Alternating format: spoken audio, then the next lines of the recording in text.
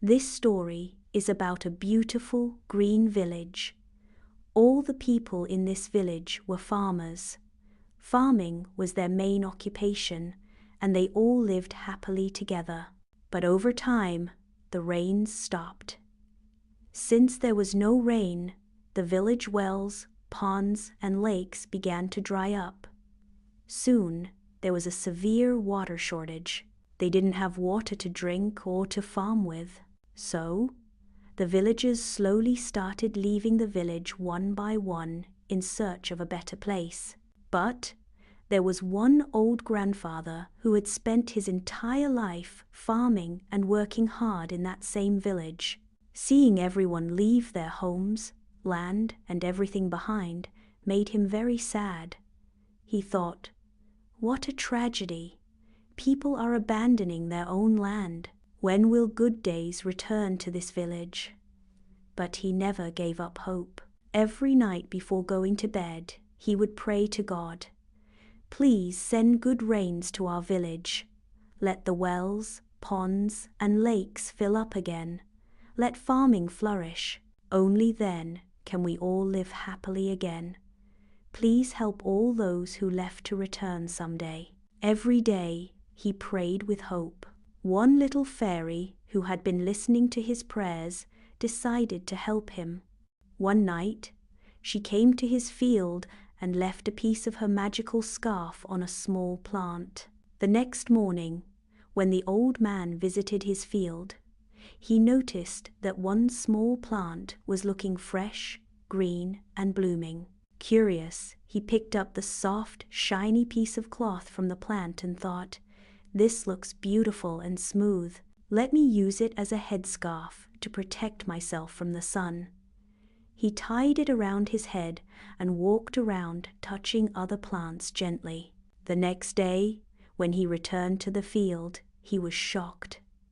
The plants he had touched had also started growing beautifully, full of life and greenery. This continued for 2 or 3 days. He couldn't believe his eyes.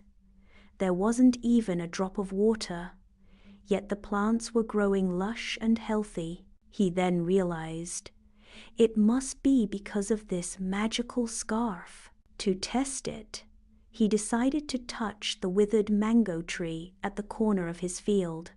He prayed to God and touched the tree. The next morning, when he came back, he couldn't believe what he saw.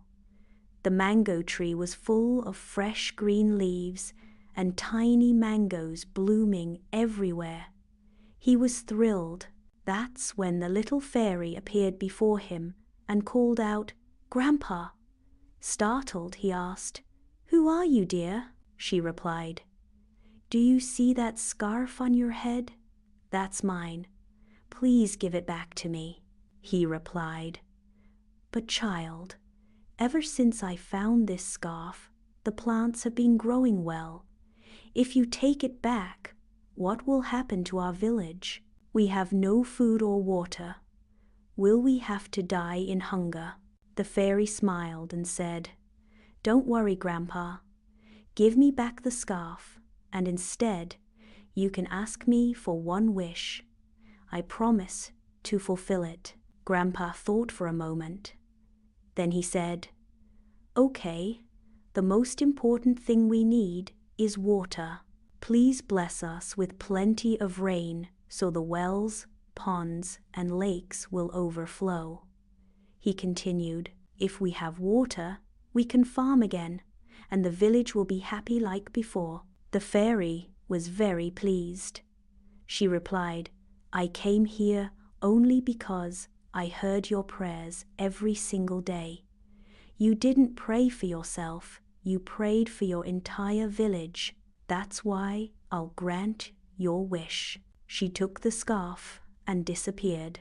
Just like she promised, the very next day it started to rain. Slowly, the wells, ponds, and lakes began to fill up. Farming resumed.